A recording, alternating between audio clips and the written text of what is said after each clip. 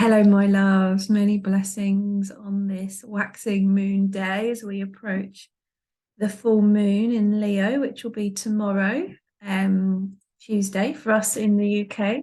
Tuesday, 7th of March at 12:40, will be our Leo full moon. I mean, what an intense cycle we've been having so far, right? I've definitely been feeling it. And as you can see, like behind me, I've got Mount Etna, and this eruptive energy that's been really present this full moon, this full cycle, even for me. So I'm going to share a screen with you all because I just want to jump into um, the chart for the full moon. So you should be able to see that now. I'm just going to zoom in a little bit for us. So yeah, I've been having real obstacles this morning. I had this little slice of time to do this report, and yeah, computer said no. So I'm having to use my laptop, so it's a little bit different. So it may be a little bit like this for all of us at the moment. Hey, of like this cycle. So I'm just going to bring an arrow into Pluto over there. And he's at the last degree of Sagittarius, which I know very well because he's right on my ascendant.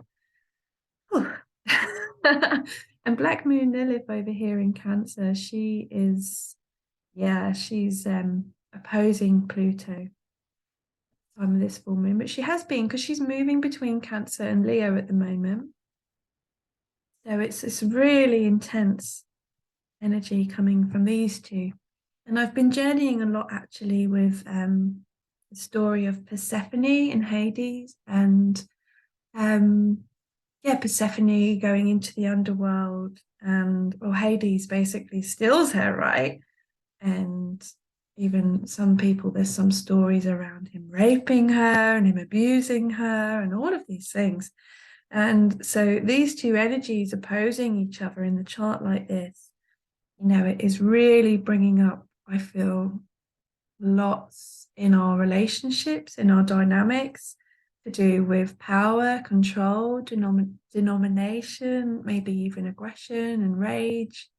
And I feel like could feel like this time of this full moon, like this volcano is erupting, and this eruption and this rage is all coming up to the surface, rage at injustice, rage at, maybe we are in a situation in our lives where it's actually not serving our highest good. And so this full moon in Leo, Leo the lion, really be about us stepping into our authority, becoming our own leader, and really maybe taking steps to move past those old relationships that maybe aren't serving us.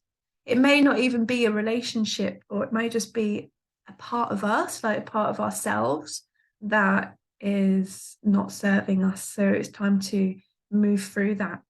And I actually pulled two cards on the tarot yesterday as well, and I got the Death card, and I got the Priestess of Wands, which is like the Queen of Wands. So it's the Queen of Fire. So I feel like this full moon is really like bringing it to our attention, things that need to die in us. And so Pluto and Lilith, I'm going to focus on them quite a bit on this report, I think, because it's been, such a big theme for me. And I find like quite often being Piscean, because I'm quite spongy. So I take in a lot of the collective stuff too. And it's like sometimes things that I'm experiencing, the collective are feeling too. So I just sharing about my journey. Actually, there's lots of us who are all feeling these things too. So and I think that can be real medicine here, like it's like brings a sense of community, which is the really Aquarian energy, which is where the sun is obviously at the moment. To really feel that solidarity of the togetherness of these experiences, and to really share, with our family, our friends, our community, things that are coming up for us, because, you know, everyone I've spoke to the last few weeks has been feeling the intensity of this cycle. So there's a real solidarity in that, you know, it's like we're not alone in this. And, you know, there's so much moving right now. And I feel the reason there's so much moving right now is because Pluto in the next few weeks is going to be moving into, even in the next week, he moves into Capricorn. I'll tell you the date, 22nd. So this month is huge. You know, we've got the full moon in Leo on the 7th of March. And then the 15th of March is the last quarter moon, which is in Ophiuchus, and it's conjunct Shula, which is the sting of the scorpion. It's the mula, or the root. And it's a very magical star. It's close to Antares, which is the royal star of the West. So this place in the sky, you know, where Shula is and where the last quarter moon is, you know, when we're wrapping up this cycle, going to be really connected to death and endings. So I feel like the full moon, which is coming tomorrow, it's like really bringing everything up to the surface. And then we'll have this week of real big shifts and change and things finishing, closures of projects, closures of maybe businesses that aren't serving, or just the way that we're doing things. You know, lots of parts of us coming to an end so that we can move into the spring equinox energy. So the spring equinox this year will be on the 20th of March. And then the next day, on the 21st, we have our new moon in Pisces. And the next day, we have Pluto moving into Capricorn. So, and then at the end of the month, Mars will be moving too into Gemini. So this is all like, you know, in the next week or so, there's going to be really big shifts and changes happening. So this cycle in particular is very intense because it really, it's like this pressure cooker. It's like things in us really need to resolve because we can't carry on the way we are, you know. So it's like this pressure to change and this tension, this building of like, so much kind of like emotional feelings with the moon. I noticed as well that the moon is in trine to Uranus, who's in Aries, you know. And so that can bring like this element of, you know, being able to see things from a more higher perspective and being able to make the sudden changes necessary to step into a more authentic heart, you know, with the lion energy in Leo. And, you know, so Uranus is in Aries, that's a fire sign. The full moon is in Leo, that's a fire sign. You know, Pluto is in Sagittarius, that's a fire sign. You know, so there's really, really, you know, quite a lot of fire as well moving at the time of this full moon. So we may feel like this raging fire inside of us. And, you know, what I've been finding really helpful for myself at this time is to, well, firstly, really attune to the parts of me that are coming up here. What is this gifting me? You know, where is all this rage coming from? You know, and I'm having to go back to past lives, my own childhood, you know, and because these parts of me are really, they're so far in the dark, you know, they've been submerged for so long, and it's like actually to move, they're not serving me, you know, and so to move into where I need to go now, where we need to go now, you know, it's really around finding resolution to these old toxic situations so that when we're moving into a place of more authority and leadership, which is what we're going to be asked to do now, you know, as Saturn moves into, Pluto moves into Capricorn, you know, it's going to be about really becoming the father figure and transmuting all of the old structures and systems. So, you know, this lion energy of the Leo full moon, it's like, what is authentic to my heart? and it's giving us the strength and the courage to stand in our big shoes and really become the leaders that the world needs now. And that is also in the heart of the community as well, with the Aquarian energy. It's like the heart is the community. And when we are sharing our journeys and our stories in our villages, in our tribes, in our family, in our close connection with others, it really is, I feel like, the way things need to be moving now. Yeah, so Pluto and Black Moon Lilith are making a T-square to the nodes, and that's forming a Grand Cross aspect, which I feel brings a lot of tension, which I've already said, but it's tension to shift some things, tension to change.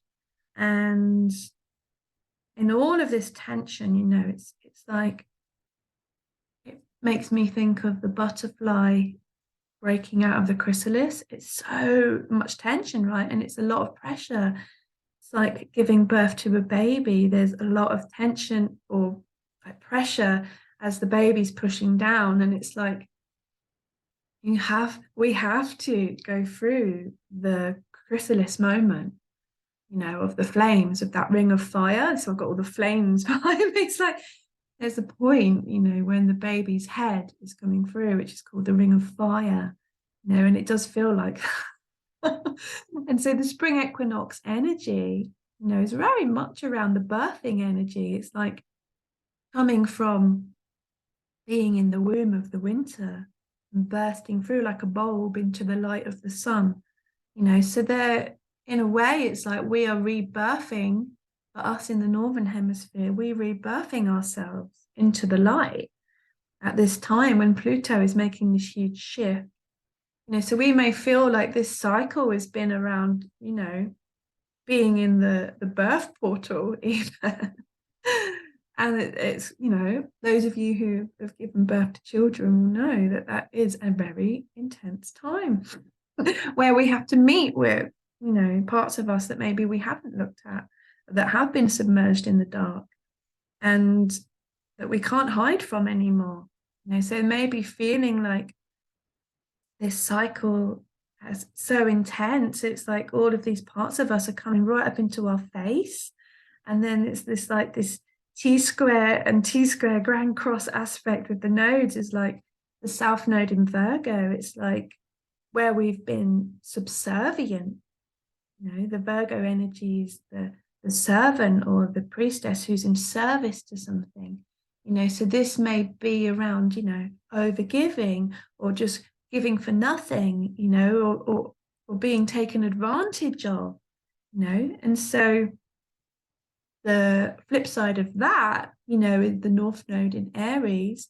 It's about us, all about us, ourselves, not, the Aries energy in the North Node is like, it doesn't give a shit about the rest of it. It's like, no, I would not work for nothing. Like, come on, I deserve more than that. So there's this whole edge of sovereignty, of power, of, leadership, and breaking through some of these really old patterns. Yeah. And then there's a stellium in Pisces as well. So Venus and Jupiter have been so clear in the sky, haven't they, the last week in the evening. And yeah, they come really close together and they had their conjunction, and now Venus has passed Jupiter, so they're going to be coming further apart. So obviously Venus moves a lot quicker than Jupiter, right? So yes, but what we can't see in the live sky with our naked eye is the asteroid Juno here, and Chiron, and Vesta. So there's actually quite a few of them here in Pisces. And so Juno is to do with our commitments and our marriages. This is why I say a lot could be coming up to do with that. And then Venus, obviously our heart, all that we love, all that we care about, all our values. Chiron to do with our wounds and things that are healing. And Jupiter really bringing an expansion to all of that, an abundance of healing, an abundance of our heart and our wounds and all of these things that we're feeling in the waters of Pisces. It's like we could be finding things that are right at the bottom of the ocean, like maybe some old jellyfish, and it's like, whoa, or some shark is coming at us. It's like, wow, okay. But then Vesta is really around what we're devoted to, and having that devotion and commitment to healing and to our heart. So Chiron and Vesta really much in the center of this. Juno and Vesta on the edges here are like, what commitment to love, commitment to healing, commitment to soul growth and expansion. So this has been really, a journey. These have been journeying together since the new moon, really. So Venus will be moving a lot faster, obviously, and we'll be catching up with, Uranus, the North Node Uranus, and then Mars. So she's moving along now. But I've just been really feeling like this energy of like the heart of Venus and Jupiter together. It's like it's been so beautiful, and there's like this opportunity for real deep, expansive love here, but it feels like there's so much that really wants to transmute as well.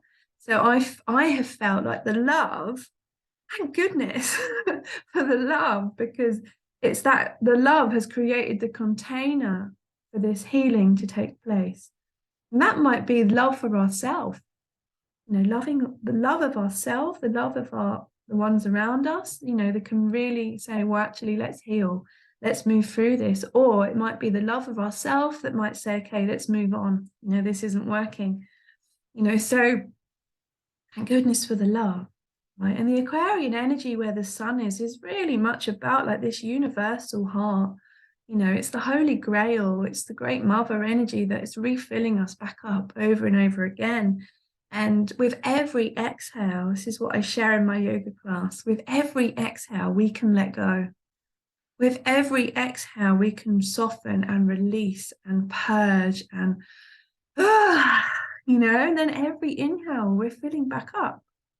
And this is the medicine I've been receiving from Aquarius, this cycle. It's like, give it all back to me. Let it go. Exhale. And then inhale. Fill ourselves back up. Breathe in the breath of life all the way through our being. And we can even breathe in with intention. I am breathing in love. I am breathing in fulfillment. I am breathing in nourishment, and I really love breathing all the way up my being, up my essential channel, like I'm a plant sucking up all the nutrients from the soil. It's like breathing in and then exhale, really consciously letting go and softening and feeling all the tension inside of us just returning, sinking down into the earth. And so this is this beautiful, opportunity of Aquarius to help us move through these things. Yeah. So another thing, any more in this chart? Yes. Mars is T-squaring the full moon. So big lessons and the sun. So the moon and the sun are squaring Mars in Taurus. And so big lessons around Taurus, around the masculine. So the masculine is learning a lot this cycle. Perhaps there's a lot of frustration coming because he's right at the end of Taurus. He will be moving into Gemini on the 28th of March. He really wants to get going now, right? But the masculine energy is frustrated. It feels stuck. It wants to go. It wants to like get like that first gear and like, let's get out of this mud. Let's go. Because he's like, that when he gets into Gemini at the end of March, it's going to be feeling quite fast compared to the Taurian energy, which is very slow and steady. So yeah, there will be this dynamic kind of Mars energy coming into the Gemini kind of movement. So the air of Gemini. Yeah. So lessons of Mars, T-squaring the full moon, and also that, that brings up the stuff in the relationships, doesn't it? Like that, the Martian energy, can be very ego driven, and Leo can also be very full of pride and ego. So there may be like an ego battle going on, like we're clashing with like these ego parts of us that are just really self-centered and it's all about me. And so when we're jumping over into this Piscean and Aquarian energy, it's like, hold on, there's love here. How can we find the love? Firstly, for ourselves, and then we can perhaps, when we have attuned to this, what's coming up in us, then we can help to find peace in ourselves. And then from that peace, we can find compassion for another. We have to give it to ourselves first. That's what I'm learning. I can't find compassion for another unless I have it for myself. I can't find grace for another unless I have it for myself. So, and this is also the energy of the South Node in Virgo, and that's serving the other, and the North Node in Aries serving the Self, and we need both. But we really need to, as the South Node brings, it's like this is completing now, like that energy is completing so that we can come into a more authentic authority in ourselves. So I'm going to clear away all those drawings, clear all drawings, and I'm going to come to the last quarter moon. Hopefully. Like I say, I'm on my laptop, so it's a little bit different. Aha, here we go, last quarter moon. So zooming out just slightly. I'm nearly done. The last quarter moon in Ophiuchus. Yeah, so this is going to be on the 15th of March. And it's conjunct Shula. So yeah, like there's so much kind of that I could say around this. Because the star Shula is connected to death. And they say that people have a connection with Shula in their birth chart. It can be really interesting life. I don't see it so much as of the negative as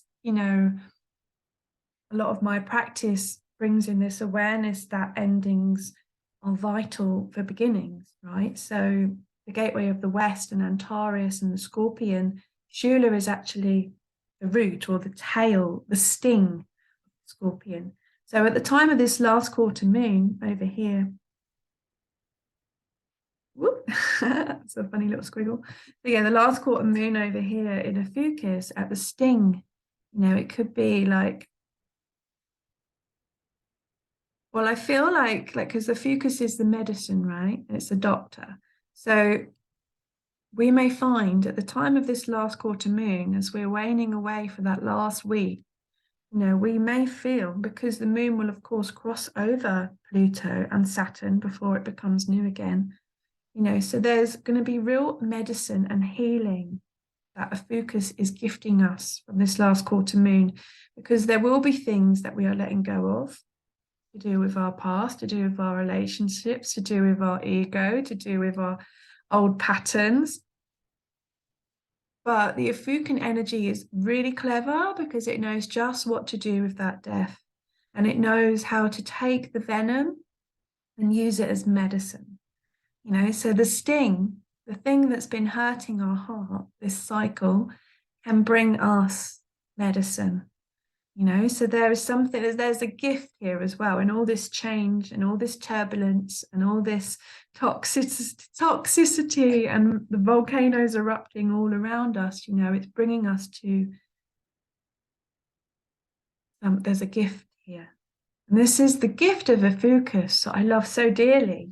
It's like the gift of transformation is change. And the change, comes with new life. A new cycle is beginning. We are about to be reborn. Pluto is about to shift into a new sign. That's huge. He's going to be journeying through Capricorn for a good few years. But he will be going back into Sagittarius when he retrogrades later in the year. And we have an eclipse season coming up as well. So not the next cycle, but the cycle after that, we'll be having a solar eclipse in Aries. So, that's all to come. So perhaps, what's coming now is like preparation for these changes that are collective, and personal, which everything is, right? So, yeah. So the last quarter moon, Lilith will actually have moved. Black Moon Lilith would have moved over to Leo, and she's opposing Saturn. So, Lilith opposing Pluto, Lilith opposing Saturn. It's like a big fuck you from the dark feminine to the dad or something, or it's like a real, like, she's like really standing in her power now, being like, no, actually, I deserve more than this. And I'm going to take the steps necessary to make change happen. And that's so powerful. Black Moon Lilith in Leo, you don't want to mess with that lioness. That's all I'm saying. She's really strong, right? And she will eat you. Oh, I'm laughing because it's true, right? And we all have that kind of, capability in us, right? Yeah. And also the fear that might come with that power of our own rage.